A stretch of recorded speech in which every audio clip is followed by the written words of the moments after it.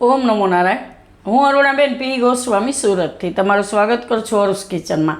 તો આજે આપણે બનાવશું ટમેટા અને હરગવાનું રસાવાળું શાક. તો એના સારું આપણે આ હરગવાની 4 થી 5 સિંગ આ રીતે સુધારીને લીધી છે અને 4 ટમેટા આપણે આ રીતે છાલ કાઢીને સુધાર્યા છે અને આદુ મરચાં અને લસણ એ આપણે આટલું લીધું છે.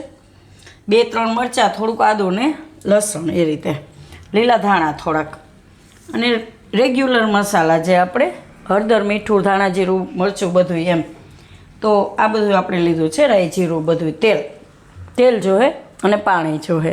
તો પહેલાં આપણે આને બાફવી છે સિંગને, એને કુકરમાં આપણે બાફી નાખીશું. તો આને કુકરમાં લઈ લેવાનું. બહુ ટેસ્ટમાં સારું થાય છે આ શાક. એમાં આપણે પાણી નાખીશું. તો આ રીતે આપણે થોડુંક જ પાણી નાખવાનું. એ પાણી આપણે પાછું શાકમાં વાપરવાનું છે એટલે થોડુંક મીઠું નાખી દે હું, એટલે એમાં મીઠું ચડી જાય સિંગમાં સરસ. તો આને આપણે મૂકી દે હું. ગેસ ચાલુ કરશું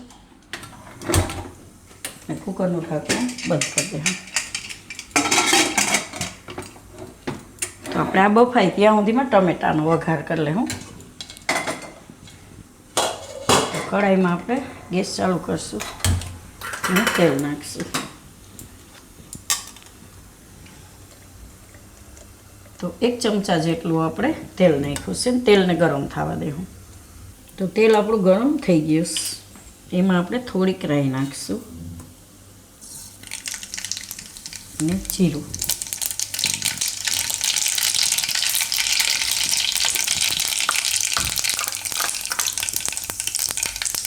હવે એમાં આદુ મરચાં ને લસણ.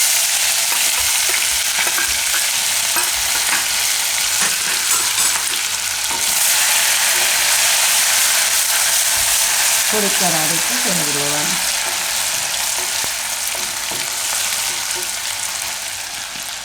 હવે આમાં આપણે નાખી દઈએ ટમેટાં.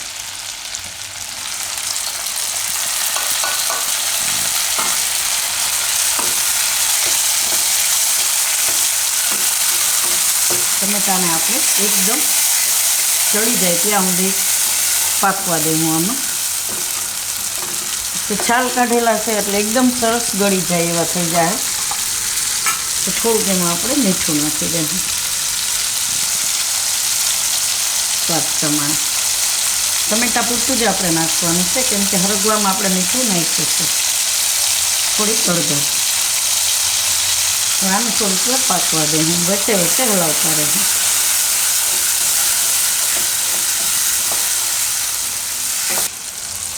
તો ટમેટા આપણે થોડીક વાર પકાવી લીધા તો એકદમ આ રીતે સરસ પાકી ગયા. હવે આમાં બીજા મસાલા નાખશું આપણે. તો થોડુંક ધાણા જીરું નાખશું આ રીતે અને લાલ મરચું.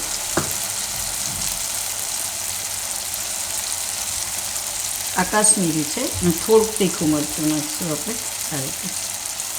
કેમ કે લીલા મરચાં નાખ્યા એટલે તીખું મરચું ઓછું નાખીશું. બધું મિક્સ કરી લઈશું.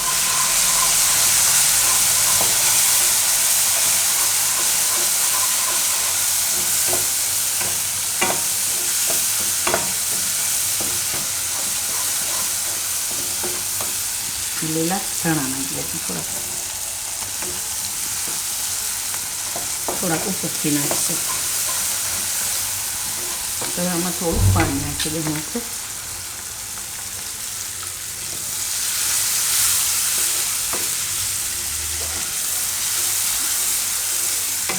આ રીતે થોડુંક પાણી નાખવાનું કેમ કે આપણે હરગવાનું પાણી નાખવાનું છે એટલે આ પાણી થોડુંક ઓછું નાખીશું અને થોડીક વાર આને ઉકળવા દેવું ઢાંકીને.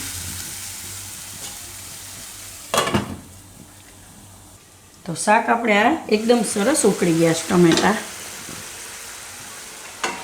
આ રીતે મસ્ત ચડી ગયું ને એકદમ સરસ ગ્રેવી જેવું થઈ ગયું શાક. હવે આપણે કુકરને ખોલી લેવું.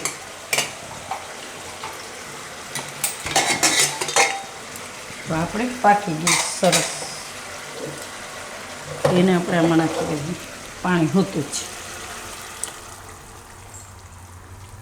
એકદમ આમાંનું ફ્લેવર આવશે.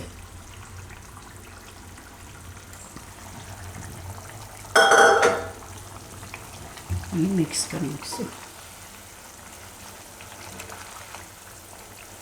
આ રીતે.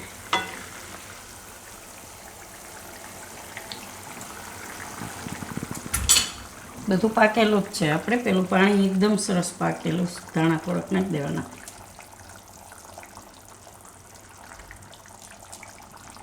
ગેસ બંધ કરી દે હું આને આપણે હવે સર્વ કરી લઉં. તો હજી તમારે આનાથી વધારે રસો કરવો હોય તો થોડુંક પાણી વધારે ટમેટામાં નાખી દેવાનું એમ. અને આને ભાત આયરે ખાઈ હગો તમે, ભાખરી આયરે ખાઈ હગો કે રોટલા આયરે ખાઈ હગો, એકદમ મસ્ત ટેસ્ટી લાગે છે.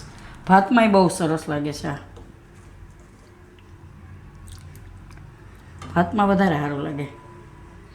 રસો હોય ને એકદમ સરસ ટમેટાવાળો.